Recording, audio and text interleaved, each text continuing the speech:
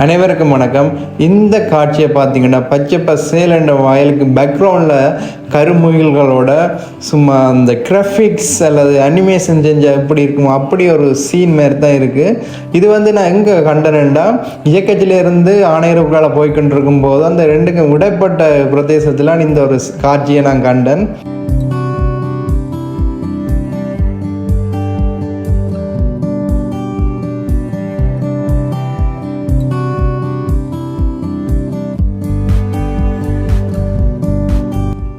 நான் இப்போ என்னென்னா ஆணையரவுக்கு வந்துட்டேன். இந்த இதில் பார்த்தீங்கன்னா ஆணையரவு போட் இருக்குது.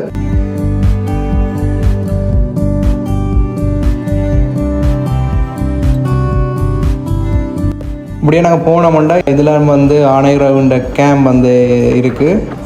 இதில் அந்த ரோட்டில் பார்த்தீங்கன்னா வீதி தடுப்பறன் எதுவும் இல்லை. இராணுவத்தின் எண்ணிக்கையும் குறைக்கப்பட்டிருக்கு. கடமையில் பார்த்தீங்கன்னா போலீஸ் தான் இருக்கிறாங்க.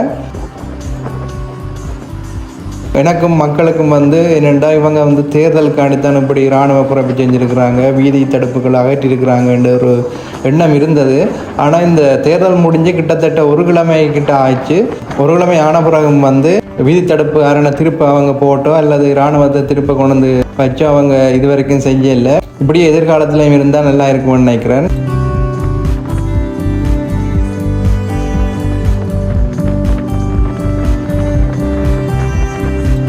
நான் இரவும் இதெல்லாம் போனேன். கிட்டத்தட்ட பகல் எப்படி இருந்துச்சோ அது மாதிரி தான் இருந்துச்சு. ஆனால் இந்த டிப்பர் அதுகள் அந்த மண் அதுகள் கொண்டு போய்க்கல அவங்க பெர்மிட் அதுகள் செக் பண்ணி தான் அனுப்புகிறாங்க.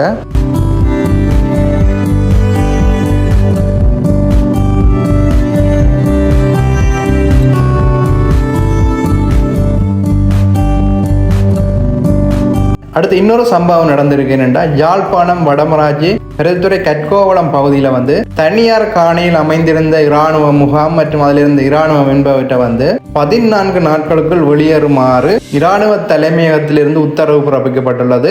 அதுவும் அனுர அரசு பதவியேற்று சில மணி நேரங்களில் தான் இந்த அறிவிப்பு வழங்கப்பட்டுள்ளது. வடமாகாணத்தில் இருந்து இராணுவத்தின் எண்ணிக்கை குறைக்கப்பட்டு கொண்டு இருக்கிறது எங்களுக்கு ஒரு மகிழ்ச்சிகரமான செய்தி. இந்த வீடியோ பிடிச்சிருந்தா மறக்காம என்னுடைய யூடியூப் சேனலை சப்ஸ்கிரைப் பண்ணுங்க. நன்றி, வணக்கம்.